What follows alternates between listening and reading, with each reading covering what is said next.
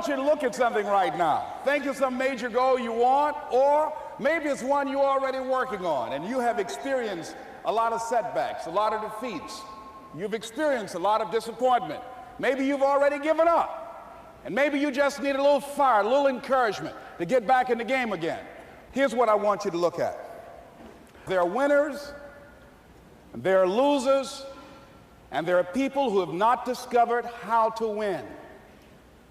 And all they need is some coaching. All they need is some help and assistance, just a little support. All they need is some insight or a different strategy, a plan of action to make some adjustments that will open up the key to a whole new future for them, that will give them access to the unlimited power that they have within themselves. That's all that they need. So what I want you to do is think about something you want for you, that's real for you, that's important for you, that will give your life some special meaning and power. And I don't even want you to say, I can do that. I don't want you to assume that. See, 5 years ago, when I started out in this area, I would not have been able to make the mental leap that I would be up to where I am right now. I don't want you to begin to just psych yourself out. No. I want you to be able to say something to yourself that will enable you to maintain a level of integrity with yourself. That when you say this, even when you face tremendous setbacks, it will be a benchmark to keep you in the game, to keep you moving forward and experimenting and readjusting your strategy and your plan of action, continuously looking for ways to win. So what is that something? When you got an idea you want to move on, you might not have the money, you might not have the education, you might not have the support or the resources you need. What is that something that can keep us going, that will enable us to act on our dream? What's one of those keys that will begin to help us to discover the secrets to our dream? Here's what I want you to repeat after me, please, with power and conviction. Say, it's possible. It's possible. That's all I want you to do when you look at your dream. Just say to yourself every day, it's possible. Just say that every day to yourself, it's possible. Because what does that do? See, it begins to change your belief system. See, the way in which we operate, ladies and gentlemen, it's a manifestation of what we believe, what's possible for us. Whatever you've done up to this point, all that it really is a duplication, it's a reproduction of what you believe subconsciously that you deserve and what's possible for your life. Most people operate out of their personal history, out of their memory, things they've done, things they've experienced, things they've seen, things that they have observed. What I'm suggesting that you operate out of a larger vision of yourself. I want you to see yourself doing what you want to do, experiencing what you want to experience, having what you want to have, doing what it is that gives your life some meaning and value. Operate out of your imagination, not your memory. Because whenever you look at where you want to go, I'm wanting to warn you, you will have some conversation back here after you go through the data that you've experienced in life saying you can't do it. And so what you want to begin to do is ignore that inner conversation. Well, most people, ladies and gentlemen, when something happens to them, what they do is they begin to believe that that's the way it is. That's the way it's always been. And they can't see the possibility of it being any different. Example, before April 1954, the common belief, the universal belief, because it had been tried again and again and again and people had failed, the belief was that man was not physically capable of breaking the 4-minute barrier, that he could not run a mile in less than 4 minutes. That was the belief on the planet. It had never been done. But here's what happened, ladies and gentlemen. Roger Bannister came along, and he broke the 4-minute barrier. Now, here's what's significant about that. Since that time, up to this day, over 20,000 people have done it, including high school kids. What changed? 20,000 people, what changed? Here's what happened when they got on the track. They knew it had been done. And because they knew it had been done, there was a new belief about this barrier, about this goal that was unreachable. And those 20,000 people got in a race believing, knowing in their heart that someone had done it, that it's possible that they could do it. And I'm saying that if you know anybody that had some goal, some dream, something they wanted to do, and they did it, then I'm saying that you know in your heart that if someone has done it, then you can do it. It's possible. And that if someone can make their dream become a reality, that it's possible that you can make your dream become reality. And so as you begin to look at where you want to go, beginning to embrace that, it's possible. I'm blessed and highly favored. I've got a lot going for me. I got some good stuff in me. And it's possible that I can bring my greatness out here in the universe, that I can do what I want to do. It's possible I can write my own book. I can have my own business. I can take the trip and travel around the world. It's possible. I can bounce back from adversity and reinvent my life. It's possible. Regardless of where I am, the things can get better for me. It's possible. I'm thinking about two men right here in Chicago who were fairly successful, similar background, educated. They worked for a corporation for many years, and they were among many people that were laid off. Two guys who were very good friends. One went out looking for a job for several weeks along with the other one, and they faced disappointment and rejection again and again and again. They couldn't find any work, which is the story of many people across this country. One guy stopped. He became discouraged. He stopped going. He stayed home looking at television, became very argumentative and toxic with his wife, drinking beer, getting on the phone, talking to his other negative, unemployed friends. And he just gave up. The other guy kept looking for a job everywhere he could go. Every time he could get an opportunity, kept asking people, networking, checking the newspapers every day. Kept going everywhere he could, trying to find a job. You have too much education. You're overqualified. You won't be here long enough. He kept going. He kept going. He went to a place and said, look here, I tell you what, if you can't hire me, and I know you can use my talents, abilities, and skills, I don't want to sit home and do nothing. Just let me do some volunteer work. You don't have to give me anything, all right? I just want to work. I want to be busy. Guy said, okay, it's on you now, but don't expect me to give you anything. It's okay. This guy came in and worked. He was the first one there. The last one to leave was the best employee there.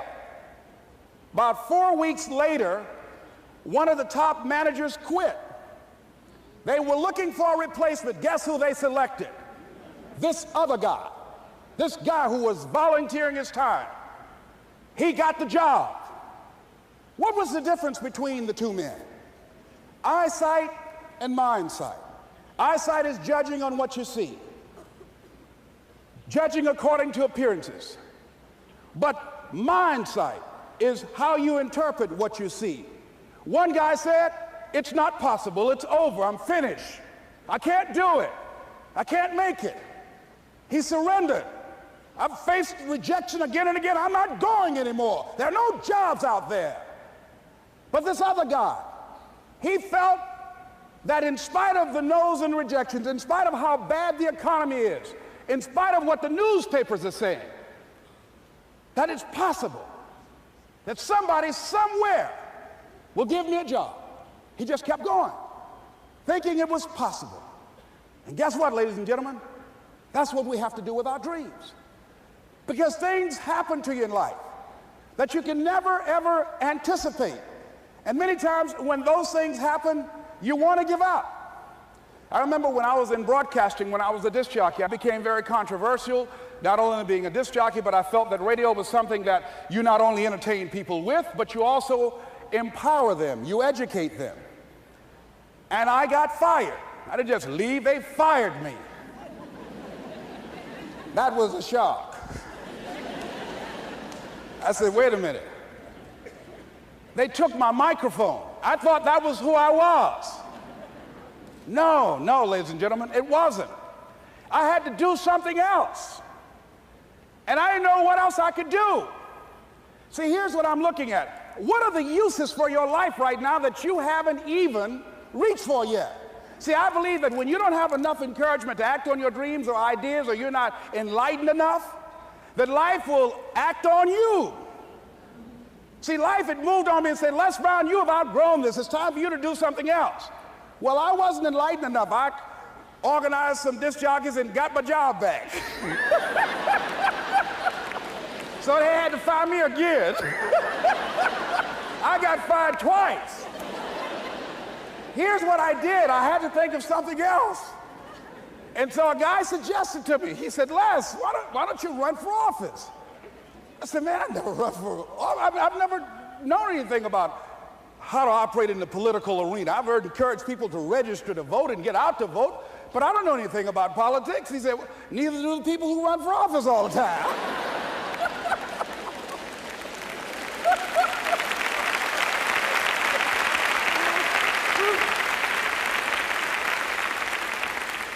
So I ran. Now here's what I'm suggesting. I ran. You got to do what you can where you are with what you have. I didn't have any money.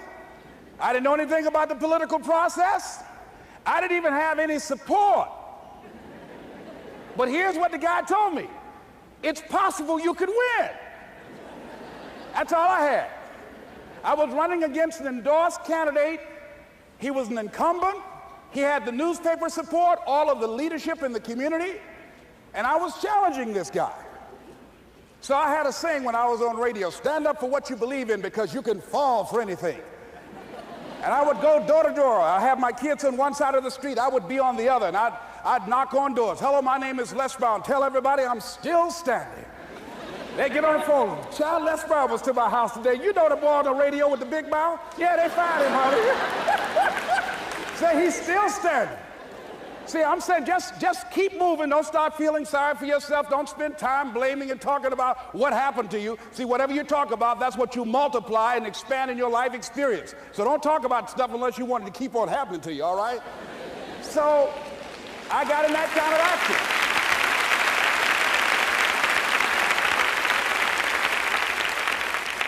As I continue to do that, had my children with me, we're going door to door, didn't have enough money. Eventually, we got close to the election and something happened that really surprised me.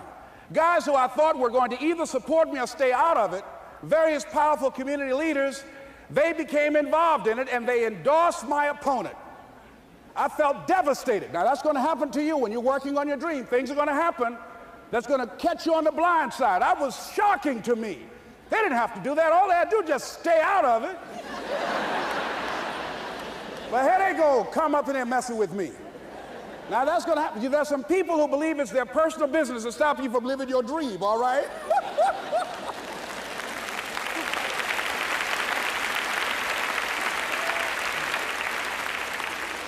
But I didn't deal with that. You want to make your dream come true, you got to stay focused. Some people rather get even than get ahead. Stay focused on where you want to go.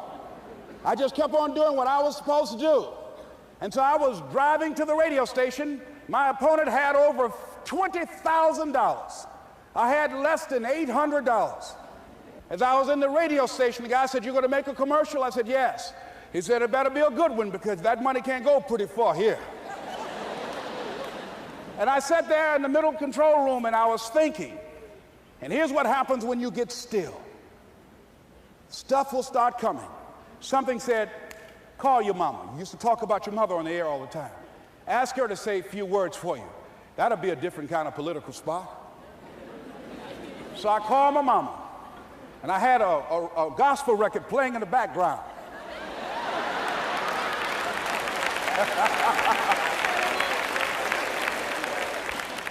And then I had my mother say, "Hello, this is Mrs. Mamie Brown. When I raised my sons, I raised them to be good children. When they got out of hand, I beat their behind and made them go right. Please vote for my son. He's a good boy."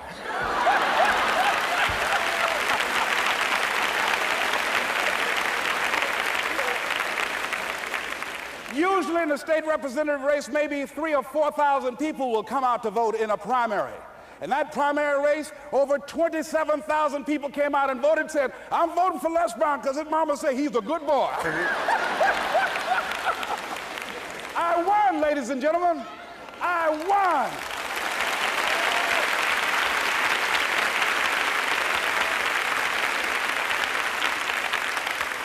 So you've got to be willing to stay focused, to be creative, to be relentless, because things are going to happen to you when you're working on your dream, when you get on track. I remember when I first got involved in speaking, one of the main things that speakers like to do is speak to a certain association that they have over 10,000 of their sales reps that come to this convention.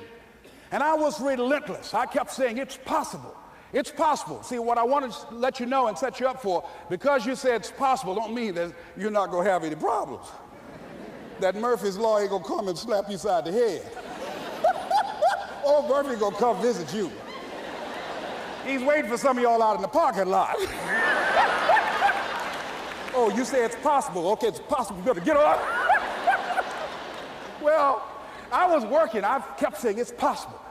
They got other speakers on this program. I can be on that program too.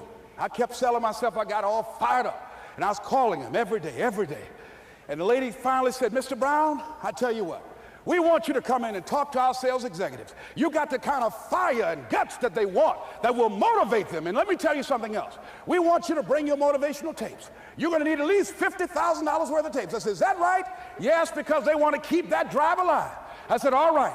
I called the guy to duplicate my tapes. I said, Don, how you doing? This is Les. Let me tell you, I got a major speaking engagement. I said, man, it's a speaker's dream. I need over $50,000 worth of product. He said, Les, you don't have that kind of credit.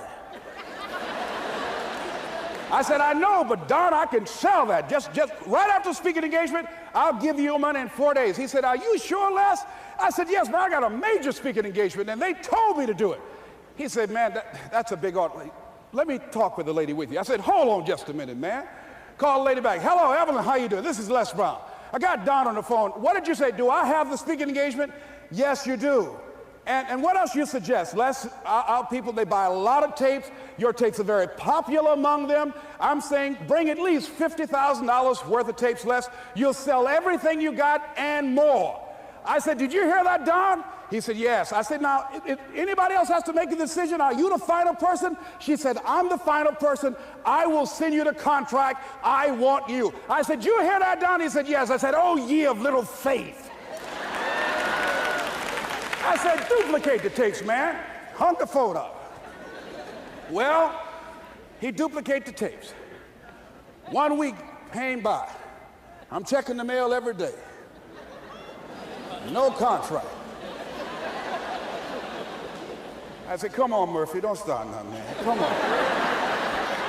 Come on, man, give me a break. Come on, you know, this ain't fair. Come on, man. Give your boy a break, come on. I talked to myself, you know. I didn't want to call him right now. 2 weeks passed by. Murphy said, don't you think you ought to call him? I said, okay. I called, I said, hello, this is Les Brown calling. How you doing, Les? I said, fine. I said, Evelyn hasn't sent my contract out yet. Any additional information you need? So, Les, you haven't heard? I said, no. I said, Evelyn died. I said, she died? I said, did she say anything about me?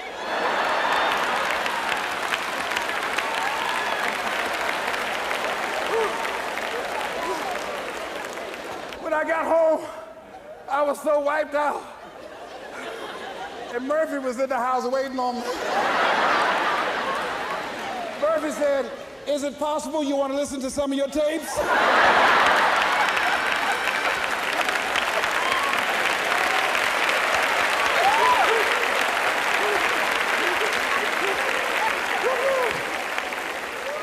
But ladies and gentlemen, here's what I had to do.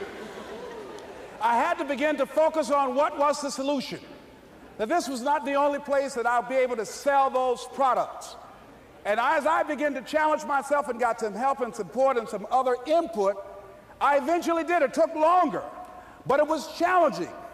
But I did it. Repeat after me, please. No matter how bad it is, or how bad it gets, I'm going to make it.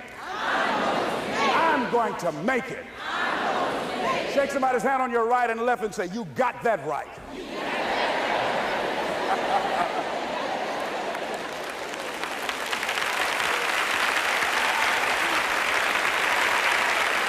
Repeat after me, please. It's possible. It's possible. I can have my dream. I can get what I want. I must be creative. And never give up. Now, let me share something else with you, ladies and gentlemen. When you know within yourself that there's something you want to do, and I believe that all of us were born with a purpose, that all of us have something that we are supposed to do, that all of us have some goodness within us, and that goodness gives us a responsibility to manifest our greatness. And when you know that, you can feel it in your guts, and you know that you're deliberately operating below your potential, you've gotten comfortable, you stop expanding, you stop stretching, you stop challenging yourself. Let me share something else with you. Not only is it possible for you to have your dream, but it's necessary. It's necessary that you have it, that you work on it, that you develop yourself, that you go for what is yours in the universe. I have a friend that at the beginning of the year I was in Los Angeles giving a speech, and I do a seminar teaching people how to become involved in the speaking business, and also one called Speaking with Power, teaching people how to begin to develop their communication skills. And this friend, I said, I want you to work with me. I called her up. She said, Les, are you sure I can do it? Sure you can. You have a PhD in communications. I don't have that. If I can do it, sure you can do it. In fact, I'm going to give you the support that you need. Here's what I realize, ladies and gentlemen. We only have enough energy to take us to a certain level, but it's necessary that we assemble ourselves with other people who share our vision, other people that can see it for us, to give ourselves a home court advantage.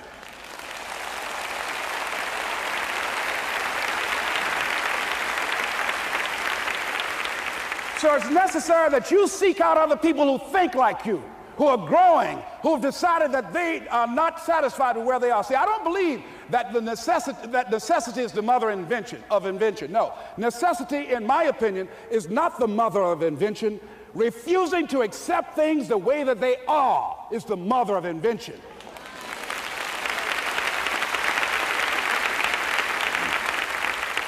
When you decide, I'm not going to settle for this, this is not going to be it for my life, I deserve more than this. See, that will start making you do some stuff. See, a lot of people go to work every day miserable, and all they do is just talk about how miserable they are. But they don't do anything about it. So I was telling her that I knew she hated her job with a passion. I said, you can do this. You got more going for you than I have going for me. And we've been going through this for years, ladies and gentlemen. She'd been to my seminar speaking for a living. She brought her husband, and that was one of the major problems that I realized that happened in her life. He couldn't see it for her. So you got to make sure that you have people in your life that can see it for you, that will encourage you. Non-affirming relationships can hurt you.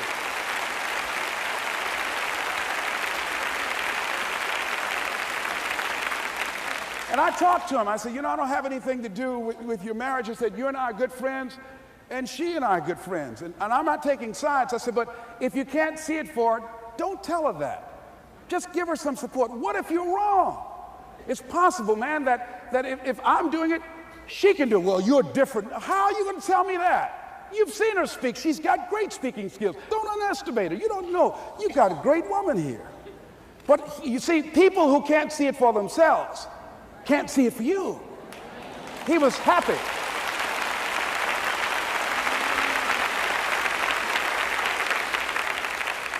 So I said, will you do it with me? I said, I'm going to give you the support you need. You can't do it by yourself. I will stand with you. She said, you will? I said, yes. I'm going to make you a part of my seminar. You'll do a part of it, and I'll do a part of it. Speaking with Power. She said, okay. 3 days later, ladies and gentlemen, I got an emergency call at my office. It was from her husband. He called and said, tell Les Brown that Marion is dead. I said, oh no. When I was flying there to go to the funeral, and I remember the last time that I saw her, and I had some of her papers that I had gotten inadvertently confused with mine, and I took them home. And I was searching through these papers to do one of her works. She was a prolific writer. And what got me, what was so sad that made me begin to cry, was that there were poems that she had started that were profound poems, great thoughts that she didn't complete. Plays that she had started that she didn't complete. See, that poem was given to her. I can't finish that for her, nor can you. That play, whatever the outcome that she had envisioned, that she had imagined, was given to her. Only her. And she's the channel that was going to come through. You are here, and you are the vessel, you are the outlet for the universe, that you've been selected. There's something for you to do. I believe all of us have some purpose for being here. And as I was going to the funeral, and I was reading a newspaper that said that millions of people are dying because of what they're eating, talking about their diet. And I'm sure that it was Marion talking to me, whispering, saying, Les, the next time you speak, say that even more are dying because of what's eating them.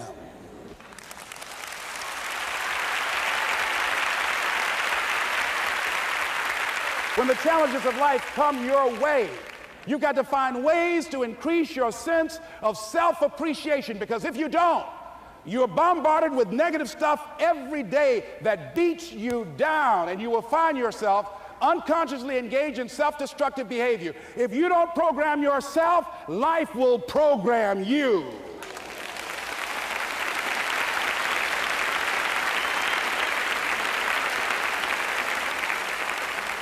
So you want to have an agenda for your life. It's necessary that you have some direction for your life. A friend at the National Speakers Convention gave us a presentation, and it really struck me. He was talking about when he was traveling across Europe, Warren Gresham, and he said at different points, soldiers would wake them up on their journey and ask them the question.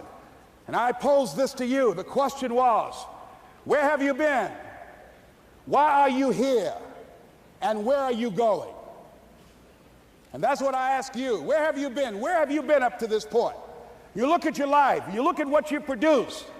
Is it giving you what you want? Are you living on purpose? Are you living your dream? Are you acting on your ideas? Are you doing all you can do? Have you gotten comfortable? Are you procrastinating? Are you evading your own greatness? Are you surrounding yourself with people that can nourish you? Are you challenging yourself? Are you experimenting? Are you learning something different? Is your life an adventure, or is it boring? Where have you been? Why are you here? What brought you here? Investing the time, the money. What brought you here? And where are you going? What is it that you can get out of this session, out of this lecture? That when you leave here, rather than this just being a spectator event, that you got some idea, some dream, that you might have to go back and brush it off and look at it again and say, I've got to do this. This is my stuff. This is what I'm supposed to do. This is why I showed up. Where are you going with your life? What decisions are you making right now as you look into the future? Are you experimenting to find out what other talents and abilities that you have? See, we're in a time right now. The day is gone where you could just go to college and get out and get a job and work 30 or 40 years with job security and retire with a gold watch. The gold watch days are gone. Brand new day, party's over. So now you have got to be multi-talented and multi-skilled. You've got to use all your stuff. You don't know what else you can do. I didn't know I can do what I'm doing right now.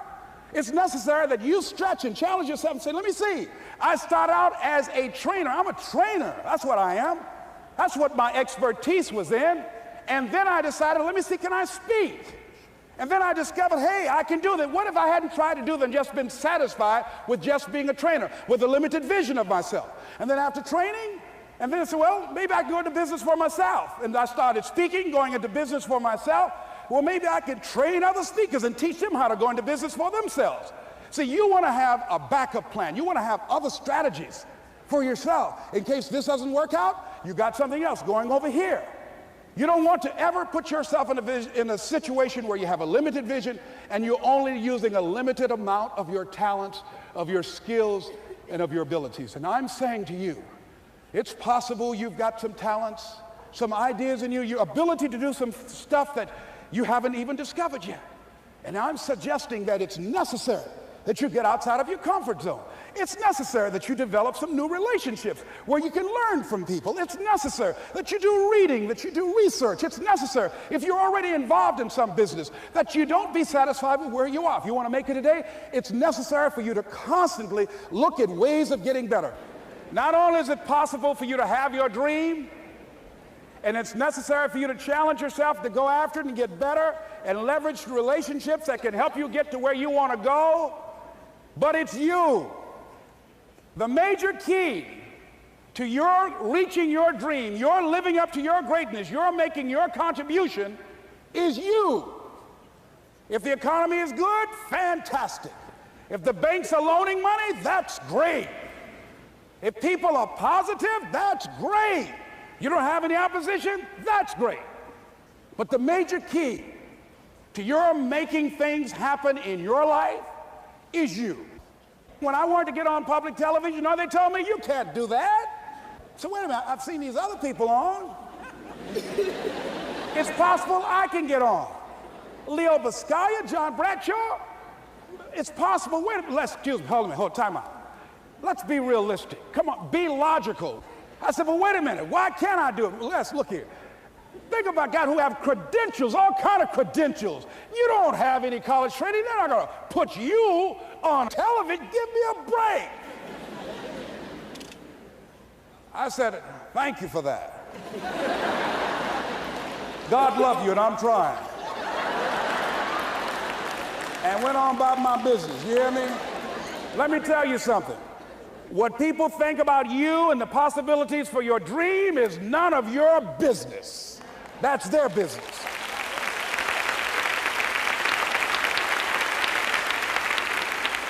They have no imagination, ladies and gentlemen. They're living out of the past, out of their memory.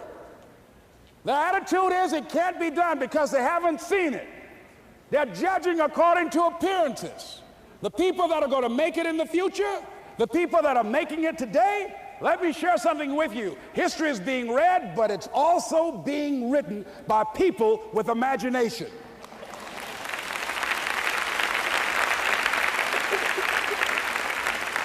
So I went to the next mode, necessary to start talking to people and seeking and asking for what I wanted and leveraging relationships and trying to find out how did the people do it that went ahead of me? How do they do it? And then what is it I need to do?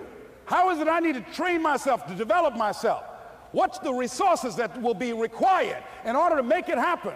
And as I start seeking out and asking questions, I started running into people saying, I know someone who can help you do that. And they helped me get connected with those people. Remember, we have so much energy that can take us so far. It's necessary that you hook up with some other energy that can take you to the next level. I hooked up with them. They said, let's go. I said, away we go.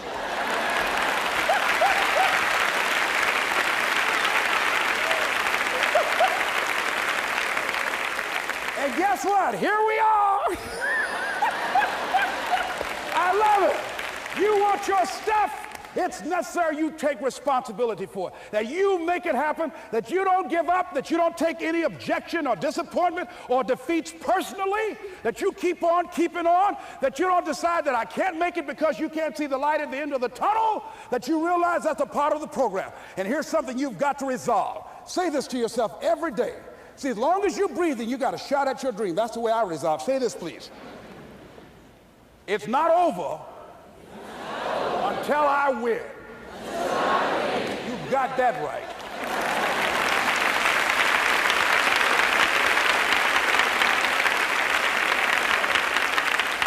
It's not over till I win. Not over till I get through. It's not over till I get over. Not over till I get what I want. Door can't open today, look out. I'm going to come back and take the hinges off. That's how you got to do that. You've got to have that kind of courage, that type of determination. If you want to make it happen, it's you. That you've got to take personal responsibility to make it happen. That you have got to own what it is that you want to do. If it's taking care of your well-being, if it's making a difference in our school system, if it's working with senior citizens, if it's to protect our ecology, if it's to create an economic renaissance, if it's just to take yourself to another level, it's you. You've got to make that happen. We can point out many things that can make it inconvenient or can slow us down, but ultimately, it's on us.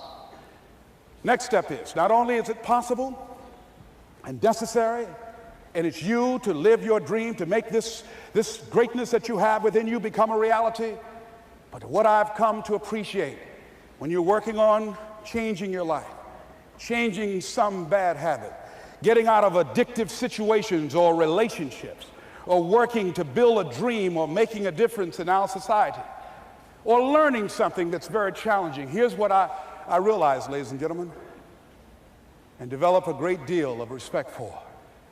It's hard. Easy is not an option. It's hard living. Life is hard. See, it's hard when you are 49 years old, been working on a job for 17 years, and they come in and tell you you're finished and give you 1 week severance pay. And you got to start all over again. It's hard when you're married and raising children and your children are crawling and your husband dies unexpectedly. It's hard handling just the tragedies of life. It's hard when you're working on something and you put everything you have in it and it doesn't work out. You lose your money and other people's money. It's hard. It was rough when I lost my job, and I could not find a job. It was humiliating and embarrassing, borrowing money, and then I couldn't pay the money back when I told them I would. That's rough. How people look at you, how they respond to you. It's very hard. It's humiliating. Here's what I discovered that happens to you in life, that you will go through things, and while you're going through them, you can't understand why it's happening to you. But after you go through it, and you get back and you look at it and you say, oh, now I understand why I needed that lesson. Have it ever happened to you? Raise your hand. Has it ever happened to you that I couldn't understand it then, but after I got through it, then I saw that was preparing me for bigger and better things.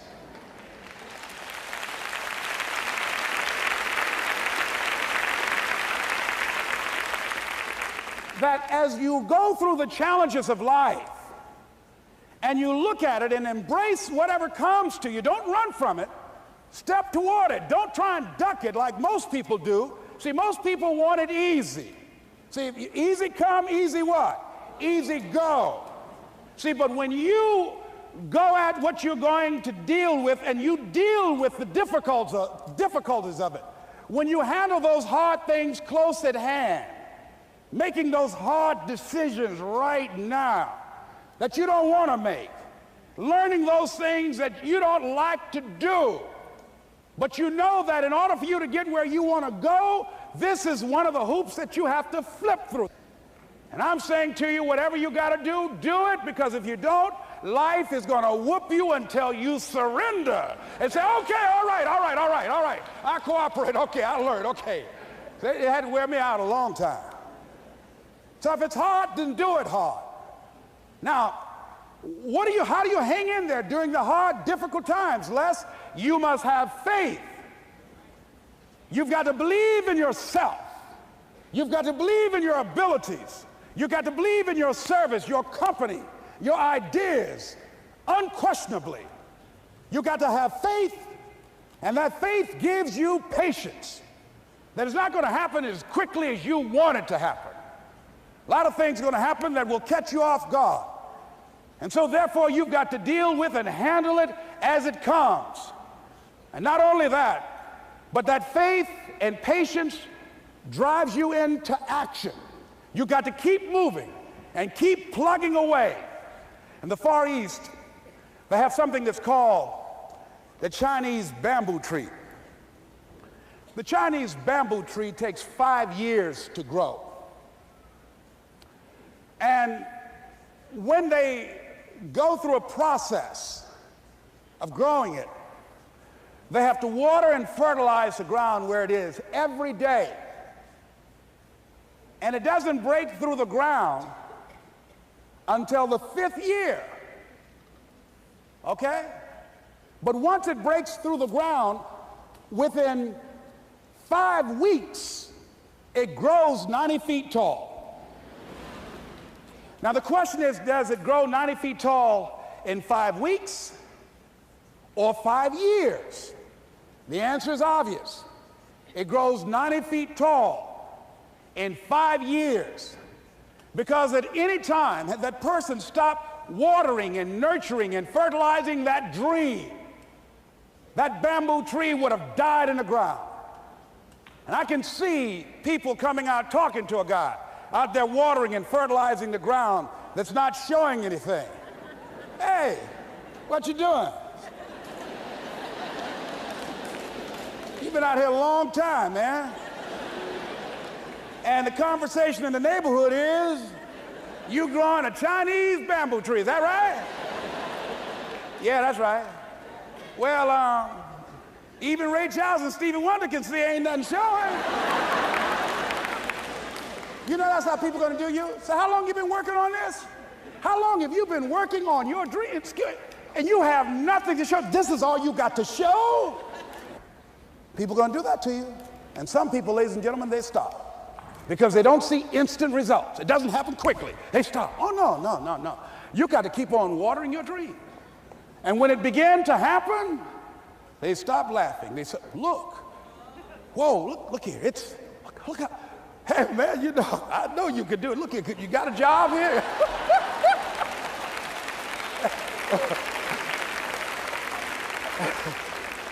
See, during those hard times, we didn't know how you're going to make payroll. During those times when you failed and things didn't work out, they were nowhere to be found. But you know what I discovered? When you're working at your dream, somebody said the harder the battle, the sweeter the victory. Oh, it's sweet to you. It's good to you. Why? See, when it's hard and there's a struggle, see, what you become in the process is more important than the dream. That's far more important. The kind of person you become, the character that you build, the courage that you develop, the faith that you're manifesting. Oh, it's something that you get up in the morning, you look yourself in the mirror, you're a different kind of person. You walk with a different kind of spirit. And people know that you know what life is, that you have embraced life. You knew it was hard, but you did it hard.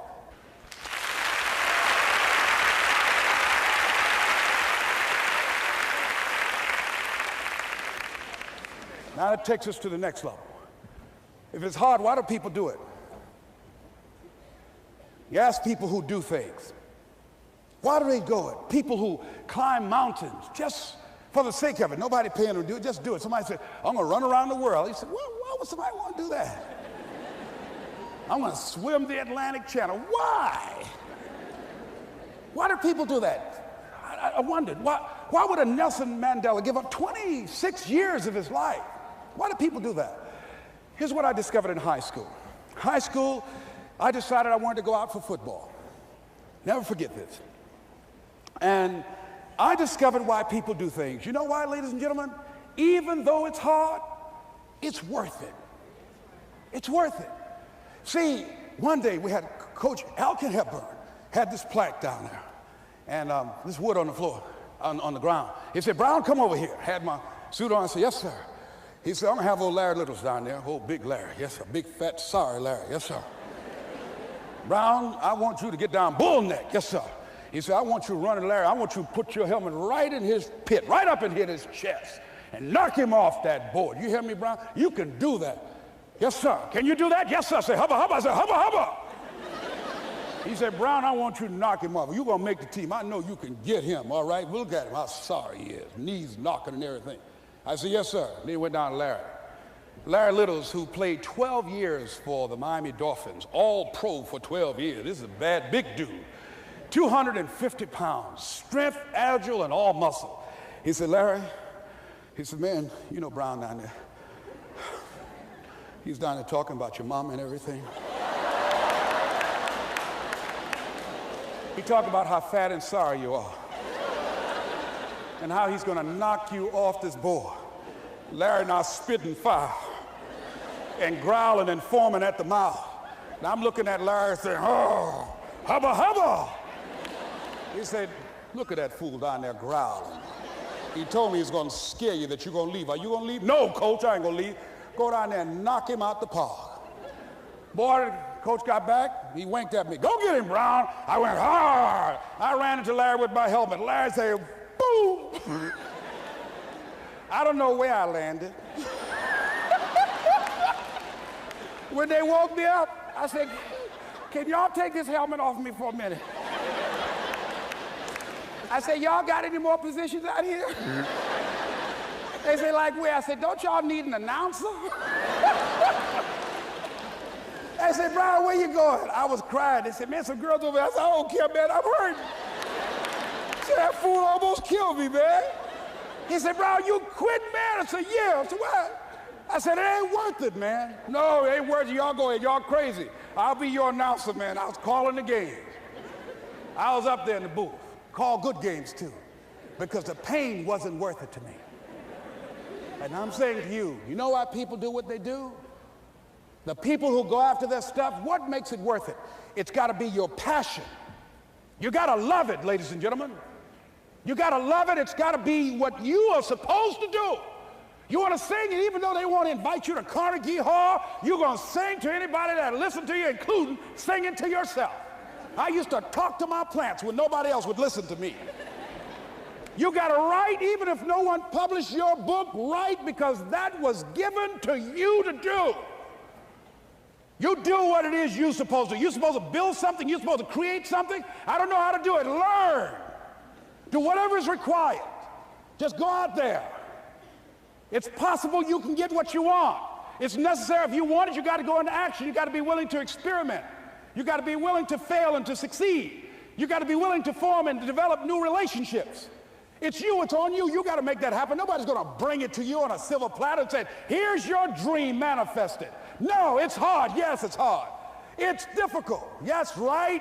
And it's worth it.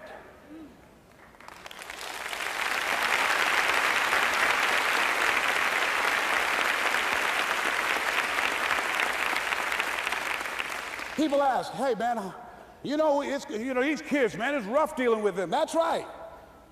That's right. You think peer pressure happened overnight? We went through peer pressure.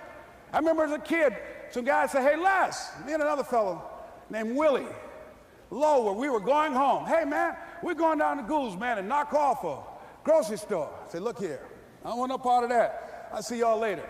Say, y'all chicken. I said, that's all right, you say whatever you want. Low star. I'm not chicken, man. Don't call me chicken. Then why don't you come? We didn't even ask you to come into place, man. All you do is just drive the car, that's all. I don't know how to drive that good. Well, we're trying to get Les to come. He's chicken. Hey, I'm not driving nothing, all right? Willie, don't care about what they say, man. Leave him alone. You want to go do it? You find somebody else to drive, or you drive yourself. Come on, Willie, man. Pull him. He stopped. I ain't chicken. All I got to do is drive? Yeah. I said, Willie, that sounds simple, man. Don't go, man. He went. And the next day, we read the newspaper where when they robbed the store, when they came out running to a car, the merchant, the man who owned the store, came out just shooting wildly, and he hit the driver in the head. So peer pressure didn't just start in the 90s or the 80s. It's difficult. It is challenging for kids right now. And it's going to take some easy, simple methods to help bring them out of this madness, this insanity? No. Is it hard? Yes. Let's look at what we've been doing. What has worked? What has not worked? Let's look at where we want to go. What is it that we want to produce? What is it that we want to create for our young people? And as we think about that, start experimenting with different methods and techniques to create and to produce that. And begin to believe that it's possible. Through our commitment, through our vision, through our determination, our relentlessness, because of our belief, it's possible that we can reduce the teenage homicide rate, the teenage pregnancy rate, the dropout rate, that it's possible, looking at what kind of world are they going to be in. As we look at the global economy, that as we begin to use our collective will and genius and resources It's possible that we can create an educational system that not only will test their minds with information and facts and figures, but will teach them how to think and be creative, and what does it mean to be a human being and to value human life, and how do you make relationships work? How do you bounce back from adversity? It's possible that we can give them a curriculum that will give their lives a sense of purpose and direction and meaning, and teach them how to begin to know and operate on a higher level of being, where they become assets to our society rather than liabilities. What if we leave here with that kind of consciousness that it's possible, as opposed to saying we have to write this generation off, that it's possible that we were born for such a time as this and that, that maybe someone here has the idea or the method or some plan of action or an approach that can resolve many of the problems that we're facing with young people today. Whatever we have to do to save our children, it's worth it.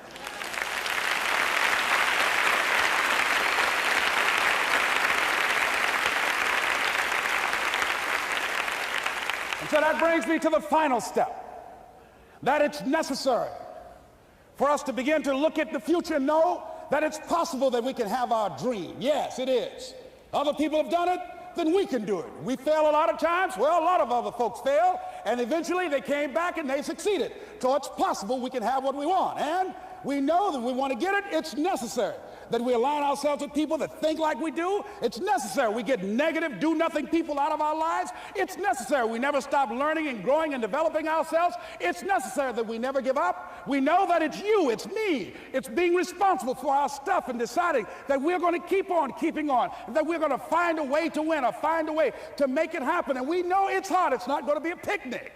Yes, it's hard, and we will do it hard. And once we do it hard and we go through it, we realize it was worth it. And once you discover it was worth it, it is done.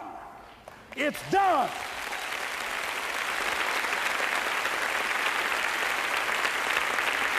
It's done, ladies and gentlemen, before it happens. Well, here's what I'm suggesting to you. That when you're working, you have a wall to break through. Let's say a friend of mine he runs a marathon, and he says, when he's running the 26-mile marathon, he said, let's say that hypothetically, that 18th mile is the wall. He said, Les, when you get there and you're running, he says, everything in you is telling you to stop, to give up. Every muscle is aching, and you're saying to yourself, I can't do it. I can't do it. And you just keep on, and you keep on, and you keep on. It seems like you're moving at slow motion. And then eventually when you break through that 18-mile wall, then you know it's like done, and you're on automatic, and you glide on in, and you know it's there. You know you're going to get to the finish line. And we've all had experiences where we were working on something, and we knew it was possible. And we did those things that were necessary to bring it into a reality. We took the responsibility to make it happen. Other people couldn't see it. A lot of people didn't believe it. You were attacked. You were criticized. People were opposing you, but you kept on doing it. It was hard. It was rough. It was difficult. But to you, it was worth it. And eventually you got to a level you know, can nothing stop me now. I'm on the move. I'm on the move.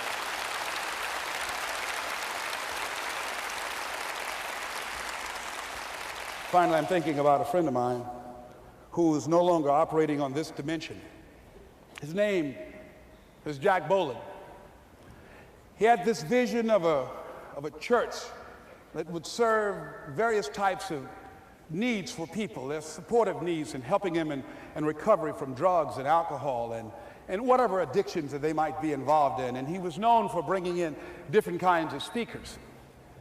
And over a year ago, he was diagnosed as having cancer, and he announced to his congregation that he's going to be taking chemotherapy, and that it was a possibility that the cancer would go in remission, and he was optimistic about that. And sure enough, it did for a year. And one of the things Jack always talked about is that he wanted to have his funeral while he lived. And so he invited a few friends, Wayne Dyer and myself and a few other speakers. He didn't tell us why we were there, but once we gathered there, the church, they told us in the room that Jack is going to announce to the congregation, he's bringing his doctor up. The doctor is going to say that we felt we could keep it in remission. It's out of remission, and he doesn't have much time left. And whatever words you want to say to Jack that you would say if he had made his transition, speak those words now. Well, we were shocked and we were somewhat stunned until Jack got there. They brought him in a wheelchair, and boy, was he courageous, and he had a strong smile, and they helped him up the steps, and he sat behind the podium, and each of us got up and we said a few things about Jack and the impact that he made on our lives. And he said, the doctor, after announcing that Jack didn't have long, he says, "Doctor," he said, "I accept what you say, but it's possible that does not have to be the case. But if it is, I will enjoy life to the very last breath I take, even the chemotherapy. I will enjoy that."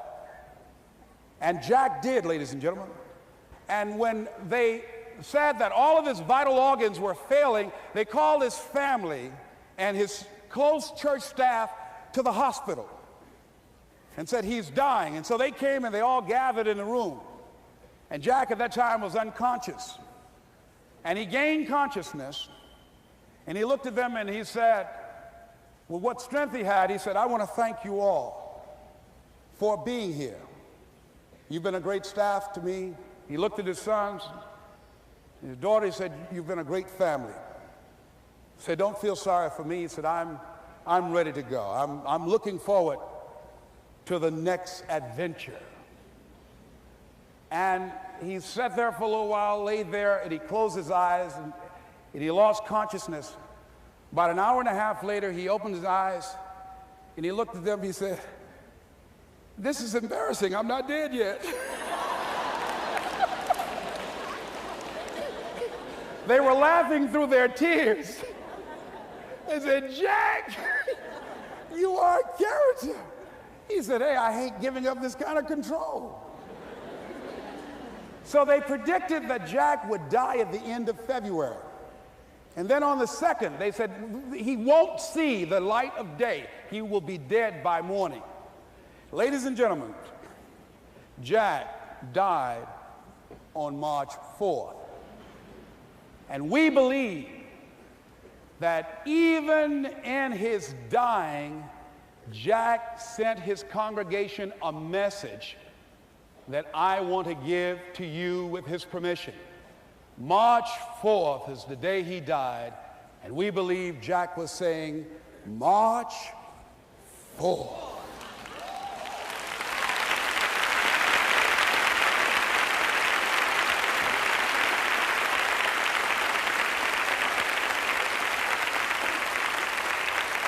So I say, as you look into the future, while other people are giving up, feeling like victims, feeling powerless, becoming negative, turning on each other rather than to each other, feeling that they can't make it, be ye not conformed to this world, but be ye transformed by the renewing of your mind with the mindset of that it's possible that we can save this generation. It's possible that we can create new industries, a new economy. It's possible that I can find a new profession, a new job. It's possible I can create a new life. And it's necessary that I become actively involved in becoming a positive force in my life and on the planet. And it's me, yes, it's you, it's all of us, pulling together, working together to create this brand new future. And it's going to be hard. Easy is not an option. But if it's hard, we will do it hard. Whatever is required to snatch victory from the jaws of defeat. And it's worth it, yes. It's worth whatever we have to do. And once we know that, it is done. It is done. It is done. It is done.